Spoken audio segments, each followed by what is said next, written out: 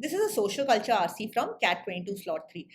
It definitely will be easier for you if you have been reading articles. It could be from our own daily POV or generally articles from the sources that CAT takes, because predominantly we will be getting RCs which are from overseas sources, primarily US and UK. So having a knowledge of what goes on there and understanding their, let's say, issues and the way their culture works is something which is really important. So this RC, for instance, has a tinge of racism, which is the primary cause. Without getting into the political aspects, in India we don't really struggle with this. We have other issues such as caste and class and poverty and things like that for sure. But this is something which will definitely help you if you know about it. So if you haven't already, make sure that you go to the daily POV section at Mockat. You'll be getting an article a day either here or right on our YouTube channel as well, or on our Telegram group. And this will be an article across the genres that CAT looks at, the sites that CAT looks at, or the ones which I feel are similar. And along with the articles, you can also take a look at my POV, right, which is the author's viewpoint. Now, to understand more about it, you can go through all of these examples which I have. But this is something which will definitely boost your score in RCs and in the VRC section overall. Aside from the first question, which is what I call a meaning question, the rest of the questions are more inferential in nature. So we will be solving them once we finish reading the RC. Interestingly, this is actually a question which you could solve even without reading the RC. But here, since we have time, we will try to read and solve it traditionally. And this video will also be a little more talky because I will take you through my experience. This was my CAT slot, so this was an RC which I had. So I'll take you a little bit through how I thought, and hopefully that helps, and maybe you'll even learn from a mistake which I made. Sociologists working in the Chicago school tradition have focused on how rapid or dramatic social change causes increases in crime. So this first sentence itself is telling us what is the context. Rapid or dramatic social change causes increase in crime. Just as some names we have who are European sociologists, right? So just as these European sociologists thought that the rapid changes produced by industrialization and urbanization produced crime and disorder, so too did the Chicago school theorists. This seems to be more about the Chicago school theorists. Let's keep reading and understand the European bit.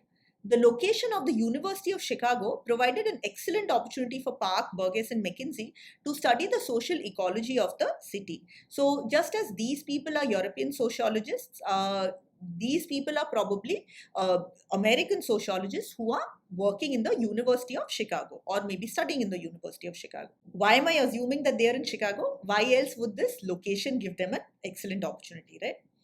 Shea and McCaw found that areas of the city characterized by high levels of social disorganization had higher rates of crime and delinquency. So this is something which, it's not a theory, they've actually found that in Chicago. So rapid or dramatic, which means a bigger social change, is something which is leading to an increase in crime. So social change or social disorganization, if people are not living in maybe a cohesive and organized manner, that is leading to a lot of crime and delinquency. Now, in this context, delinquency probably means crime by minors, right? So you are called a juvenile delinquent if you essentially are younger than 18, you're not an adult, but you've still committed some crime. Let's say you don't know this word, that's okay. You can infer that it's something negative, something similar to crime, and just move on. In the 1920s and 1930s, Chicago, like many American cities, experienced considerable immigration. So there was a lot of immigration. Rapid population growth is a disorganizing influence, but growth resulting from in-migration of very different people is particularly disruptive. So any form of, rapid population growth is going to be disruptive. But if these people that are coming in are very different, then that is particularly disruptive, right? So this social disorganization, we seem to understand that it's coming from a lot of people coming into Chicago, a lot of immigration into Chicago, and these are very different types of people. Maybe they have a lot of different types of people, or these people are very different from people who've been living in Chicago. So let's read on and let's understand. Chicago's in-migrants were both native-born whites and blacks from rural areas and small towns, and foreign immigrants. So what is happening? you have white or Caucasian people and you have African American people. A lot of them are coming from rural areas and small towns. So Chicago is a bigger city, right? So people are coming across races. People are coming from the US and from outside, right? So there are locals and there are foreigners, people across races. And they're also different because they're coming from more rural areas. The heavy industry of cities like Chicago, Detroit, and Pittsburgh drew those seeking opportunities and new lives. So, why have they come? Because there's a lot of industry, so probably for jobs. Farmers and villagers from America's hinterland, like their European cousins of whom Durkheim wrote, moved in large numbers into cities. So, at this point, we've more or less understood what this disorganization is. It is basically because of a lot of immigration, right, or in migration, people coming in.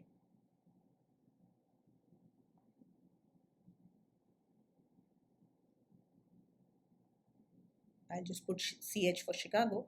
And these people are different, right? You have, people from different countries. You have, I would probably assume that, it would be African Americans who are different and not the white people. And at the same time, you also have people who are more rural.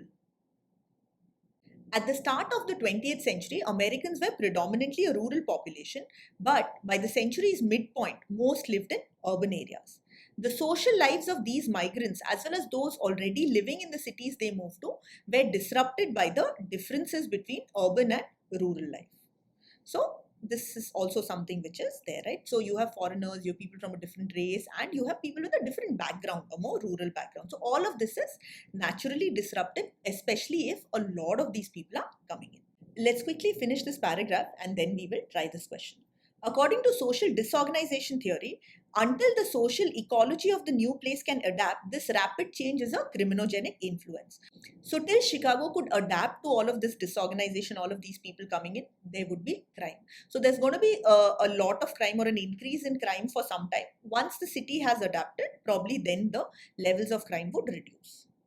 But most rural migrants and even many of the foreign immigrants to the city looked like and eventually spoke the same language as the natives of the city into which they moved. These similarities allowed for more rapid social integration for these migrants than was the case for African Americans and most foreign immigrants. So, what is happening? So, the foreigners and the African Americans, they are the ones who are not integrated, right? So, this is just my symbol for integrate. I just use the integration symbol. You can use whatever you like, but preferably use symbols as I keep reiterating. But the crux of the problem is that these people were not integrated. So what have we learned so far? There have been a lot of people migrating into Chicago, a lot of people coming into Chicago, and these are very different from the original inhabitants. Some of them are from foreign countries, some of them are of a different race, they're African Americans, and a lot of them are coming from rural backgrounds. So there are multiple differences which are there. Specifically, the foreigners and the African Americans have not been integrated. But what we know is whenever there's rapid population growth, especially different growth, like different people coming in, there's a lot of social disorganization. And till the place can adapt, that leads to an increase in crime. So the social disorganization, all of these people pouring into Chicago and the city is not as organized as it was before, that is leading to a lot of crime. And these sociologists, they are studying this. So this sentence is taken from this paragraph. This is what I call a meaning question, right? Not a vocabulary question per se, but we have a sentence and we have to understand its meaning in the context of that paragraph and the passage. Here, like I said, it's unique because, even if you haven't read anything in the passage, you can try to solve it. Take a look.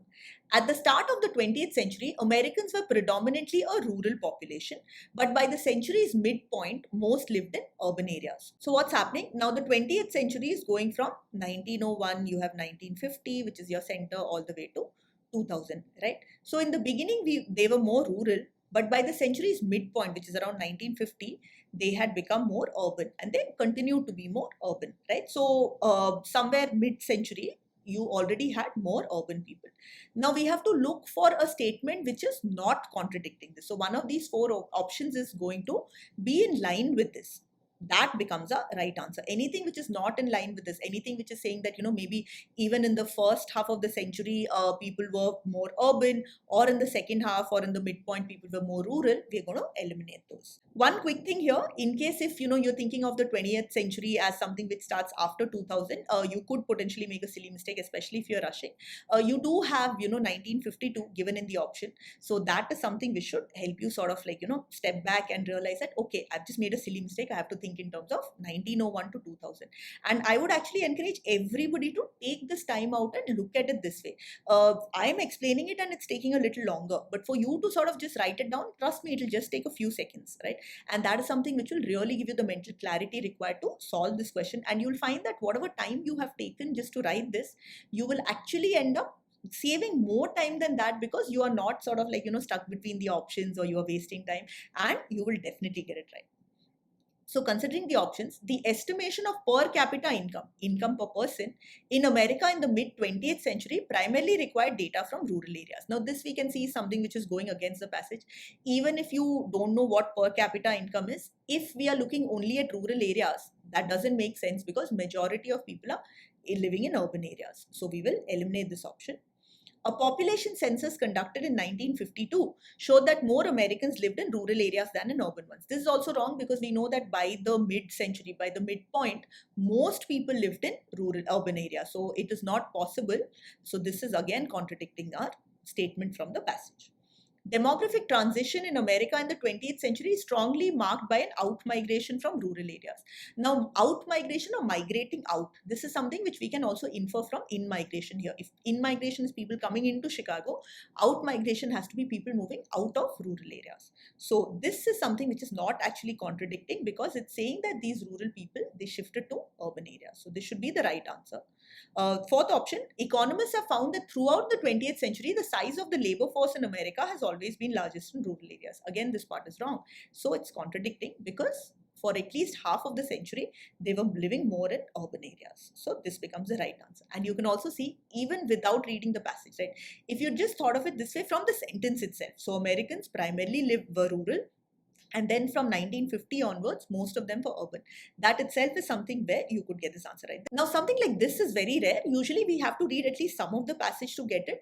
But that is why I recommend that when you have very little time left, maybe you're choosing between two RCs, or maybe you're just trying to maximize the number of questions and you're done with the VA questions. If you have some RCs left, take a look at the questions. Sometimes you could have something like this, or more likely you will have something where, you have a sentence which you could quickly find, you could read through and read till here, or you might have something where specifically the first or the second paragraph is mentioned. In that case also, you can read that much and infer. We will be solving the remaining questions in order, because they're all inferential, but make sure that you stay till the end, because there's something important in this question that you need to understand. It's about the mindset of how CAT examiners work, and how sometimes they might use some terms not in their very strict meaning. So just make sure that you're watching this so that you get as many answers right as possible. In these same decades, America experienced what has been called the Great Migration, the massive movement of African Americans out of the rural South and into northern and southern cities. So you've had a lot of African Americans that are moving out of the South, probably, because that is where they were enslaved, to some southern cities, but primarily northern cities. The scale of this migration is one of the most dramatic in human history. So now we understand there are a lot of these African Americans that are coming in. So there must have been a lot coming into Chicago as well, which is what is contributing to this, rapid or dramatic social change or social disorganization. These migrants, unlike their white counterparts, were not integrated into the cities they now called home. So the people that were living in Chicago, I'm just thinking from the perspective of Chicago, the people living in Chicago didn't actually try to sort of integrate them, right? They did integrate the white folks, the Caucasian folks who moved in, but they didn't integrate the African Americans. In fact, most American cities at the end of the 20th century were characterized by high levels of racial residential segregation. What does that mean? Racial residential segregation. So residential areas were segregated, they were split up. People of different races lived in different areas. So you would have Caucasian people in one area, and you would have African Americans in another, maybe people who are, let's say, coming from South America or Latin America in another place, and so on, right? Failure to integrate these migrants, coupled with other forces of social or disorganization such as crowding, poverty, and illness caused crime rates to climb in the cities, particularly in the segregated wards and neighborhoods where the migrants were forced to live. So, all of this, what has it done? It has also led to crowding. That makes sense because you're not integrating these people. So, they are probably crowded into smaller areas. A lot of them are poor, and there was also a lot of illness. So, all of these happened because they were not integrated. The African Americans were not integrated. And this is what led to an increase in crime, especially in the areas in which they lived. Foreign immigrants during this period did not look as dramatically different from the rest of the population as blacks did, but the migrants from Eastern and Southern Europe who came to American cities did not speak English and were frequently Catholic, while the native born were mostly Protestant. The combination of rapid population growth with the diversity of those moving into the cities created what the Chicago School sociologists call social disorganization. So this last bit is nothing but a repetition, so it's like a conclusion. A lot of people coming in and a lot of diverse people coming in is what led to this disorganization, which is what led to crime. One more thing we learn is that the foreigners, they weren't as different, right? So if you see, for example, a Caucasian person and an African American person, in looks, they are of course very different because of the skin color. The foreigners, some of them, they didn't speak English, so they had different languages, and they also had I can't exactly call it a different religion, right, because they're all Christian, but then within Christianity you have your Roman Catholics and you have Protestants, and that was different, right? So the ones in the US were primarily Protestants, and the ones coming in, they were more Catholic. So these are two differences which were there with the foreigners. But the main difference or the main issue is because the African Americans were not integrated. They were not assimilated into Chicago and other cities. Which one of the following is not a valid inference from the passage? Now, I've told you before, Cat does use this term loosely. So if something can be inferred or concluded, that gets eliminated. If something is given, that also will be considered to be an inference. So their logic is, if it is stated, definitely you can conclude it. So they're not looking separately as facts and conclusions as, say, the ZAT authorities would do. So here, anything which is given or anything which can be inferred, we're going to eliminate it. Whatever's left becomes the right answer. According to social disorganization theory, the social integration of African American migrants into Chicago was slower because they were less organized. You see what they've done, right? This is what I call your 80-20 elimination rule, right? Hopefully you've gone through the elimination lesson module. So this part is wrong. Their social integration was slower, but it wasn't because they were less organized, right? Nowhere has the author actually blamed the African Americans. They were not assimilated or they were not integrated, right? What is happening? We've been told that others were integrated more rapidly. African Americans were not integrated into these cities. They were in fact forced to live in a segregated manner. So nowhere has the author blamed them. So this is not a valid inference from the passage. But let's double check the other options as well. The failure to integrate in migrants along with social problems like poverty was a significant reason for the rise in crime in American cities. Definitely they weren't integrated, and we know that poverty was also one of the issues. So this is a valid inference from the passage, so we can eliminate it. According to social disorganization theory, fast-paced social change provides fertile ground for the rapid growth of crime. So fast-paced social change is nothing but rapid social change, and that is what leads to crime. Some other terms mentioned where it has a criminogenic influence and all of that. Provides fertile ground is nothing but this is the place where crime can actually thrive.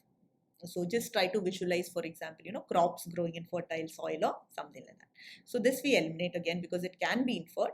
And last option, the differences between urban and rural lifestyles were crucial factors in the disruption experienced by migrants to American cities. This is also true.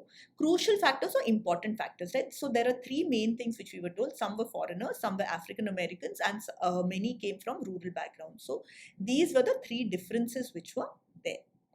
So this again can be inferred. So we go for the first option, and remember this elimination technique. A fundamental conclusion by the author is, now here we are looking for the author's view. So the author's view is similar to the Chicago School theorists, which is that rapid or dramatic social change or social disorganization can lead to crime in the context of the US or in the context of Chicago, this dramatic social change is nothing but a lot of people coming into Chicago. And these were people who were foreigners, who were African Americans, or they were from rural backgrounds. So they were different. Until the city could adapt, there was disruption, there was disorganization, and that led to crime. So anything like this will be the right answer. To prevent crime, it is important to maintain social order through maintaining social segregation. This absolutely seems correct, right? We want to maintain social order, and that is what will prevent crime. But just look at this. We don't want social segregation. What we want is for these people to be integrated. So this is very similar to the previous question which we just discussed, where you have what I call the 80-20 elimination rule. This is one of about 9-10 elimination techniques that we have in the lesson. Make sure that you go through it, probably should note it down and use it in the practice RCs, these RCs, daily quizzes, and so on. But coming back to this option, we want to maintain social order through integrating all of these people. The problem which has happened here is the foreigners, the African Americans and all, they weren't integrated, they weren't assimilated, they were actually segregated. So segregation is not going to maintain social order. So this is not a conclusion that the author is making. The author is actually saying that segregation is a problem, right? That is where you had crowding, poverty, illness, which is what led to higher crime. According to European socialists, crime in America is mainly in Chicago. This is also false. All the author is saying is European socialists, they thought that rapid changes produced by industrialization and urbanization produced crime and disorder. They were probably looking at industrialization and urbanization in Europe. We can't even say that they were studying America, because we know that it was the Chicago school sociologists that were studying these conditions in the US, right, or in Chicago. So this we can eliminate. We are also definitely not saying that crime in America is mainly in Chicago. All we are saying is in cities like Chicago, in fact, there were others, right? So Chicago, Detroit, Pittsburgh, probably a lot others as well. These are the ones where there was a lot of disorganization and that could lead to crime. So this again is eliminated because this is wrong. The best circumstances for crime to flourish are when there are severe racial disparities. Now, this is what I call an extreme option, right? Whenever you have a word like best, worst, something which is a superlative, right? Or words like always, again, something which I discuss in my elimination lesson. So that is something which you have to double check. Only if the author is saying that, there was the rate of increase in crime was highest in Chicago than, the rest of the world, or Chicago and these other cities than the rest of the world. And this is the reason. Only then can we say that these are the best circumstances, right? These are one of the circumstances. This is something which is definitely important to sort of control, not control racial disparities, but ensure that, the city is still managing well. People from different races are sort of assimilated with it. But we definitely can't say that this is the best circumstance. This is one of the circumstances. So we will eliminate this option as well. And so we're left with the fourth option. Rapid population growth and demographic diversity give rise to social disorganization that can feed the growth of crime. So if you see, this is like very succinctly, very nicely. I mean, the examiners, I think, put the author's viewpoint much better than I could have done. Rapid population growth and demographic diversity. What does that mean? A lot of population increasing, diverse people, right? All of these that we had. That leads to social disorganization, which can lead to crime. So this is the fundamental conclusion that this author is making. So this will 100% be the right answer. And now coming to the last question, which one of the following sets of words or phrases best encapsulates the issues discussed in the passage? This type of question has become common over the last few years, where we will have a set of words and we have to see which is sort of like, telling us what the passage is about. They've complicated it here by saying that best encapsulates the issues discussed in the passage. And this actually took me a lot of time. I was like, okay, we're going to be eliminating these two options because it says Chicago school.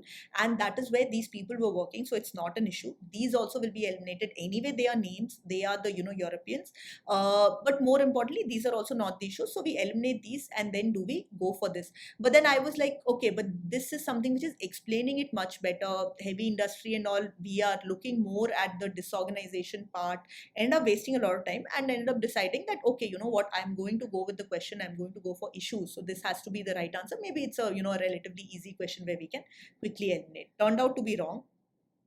The right answer here is the second option. So what I understood and what you should definitely know is, just like the term inference, issues also they've sort of used it a little bit loosely. What they mean is which of these actually captures the issues best, but it's okay to have other words.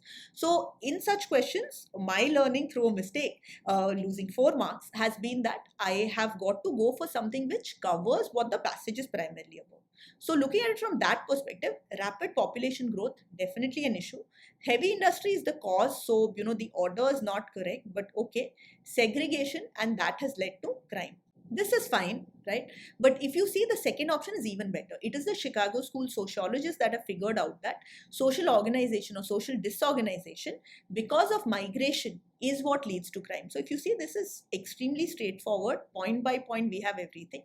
Here, if we had something like heavy industry led to rapid population growth, segregation, crime, or if we had the African Americans mentioned somewhere, then we would sort of look at option 1. But if we are okay to take something which is not an issue, but which is very pertinent to the passage, then 2 is definitely preferable to the first option. This one, if you see, Chicago School, native born whites, European immigrants, poverty, doesn't make sense because crime, migration is not mentioned. Native born whites are the people who are already in Chicago. So they are not really, making much of a change. Even if we think that, it's the rural native born whites who are coming into Chicago, again, the primary issue is because the foreigners and the African Americans particularly were not assimilated. So this we can definitely eliminate. And we can also eliminate in fact, this is one of the other elimination techniques which I have. Whenever you have just names or examples, that typically is not the right answer unless we are specifically asked something like this. In fact, if you have in any question 2 options and one has the name of the concept whereas the other has the explanation of the concept, always go for the explanation. Same thing is true for summary questions as well. So based on this discussion, we will go for the second option and not the first one, and hopefully you learn from my mistakes. So both you and I, this year, let's try to get as high a score as possible. So that's it for this RC, and tomorrow I'll be solving the next CAT 22 slot 3 RC, so stay tuned. And if you want to prep with 99.99 percentilers, then what are you waiting for? Head on to mockcat.com right away or call or text the number that's flashing in the screen in front of you. All the best.